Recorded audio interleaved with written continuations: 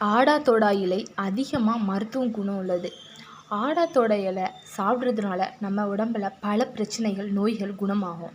இருமல், சளி, தொண்டைக்கட்டு இதெல்லாம் நம்ம உடம்பில் இருக்கும்போது நம்ம ஆடா தோடாய் இலை சாப்பிட்றதுனால இது சீக்கிரம் குணமாகும். ஆடா தோடாய் இலையில் அதிகமாக ஆல்கலாய்டு இருக்கிறதுனால நமக்கு நுரையீரல் பிரச்சனையிலேருந்து ஒரு நல்ல தீர்வு கிடைக்கும். ஆடா தோடாய் இலையில் வைட்டமின் சி, கேலக்டோஸ், ஆல்கலாய்டு போன்ற பொருட்கள் இருக்குது.